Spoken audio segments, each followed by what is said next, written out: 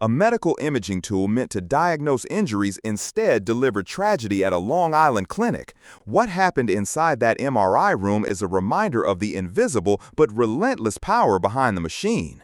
It was a routine Wednesday at Nassau Open MRI in Westbury, New York. 61-year-old Keith McAllister had driven his wife, Adrienne Jones McAllister, to have her knee scanned. When the exam ended, Adrienne asked the technologist to bring her husband in so he could help her off the table. The tech obliged, overlooking a critical detail. Keith wore a 20-pound steel chain around his neck, a piece of training gear he rarely took off and that staff had noticed on a prior visit. The moment Keith stepped into the scanner room, the magnet's field seized the chain.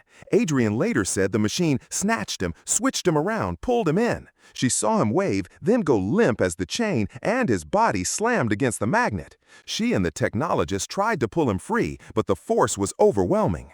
Keith was eventually freed and rushed to a hospital, where he died the next day after multiple cardiac arrests. How could a necklace become lethal? MRI, or magnetic resonance imaging, relies on superconducting magnets thousands of times stronger than Earth's magnetic field. Those magnets are always on. Any ferromagnetic object, an oxygen tank, a wheelchair, or in this case a heavy chain, instantly turns into a projectile as it accelerates toward the magnet's core.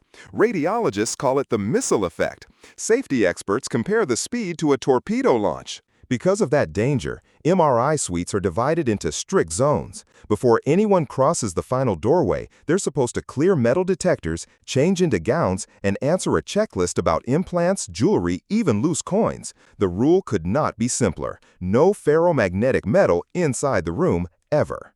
The Nassau County Police Department is now investigating how that rule broke down.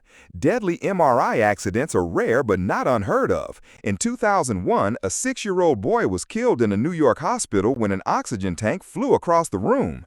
Each incident underscores the same lesson: the magnet never rests, and complacency can turn a life-saving device into a weapon. Keith McAllister entered the room to help his wife stand up. Instead, he became a victim of a force no one could see, but everyone in that suite should have respected. His death is a stark call for unwavering vigilance, because in an MRI room, safety protocols aren't paperwork, they're lifelines.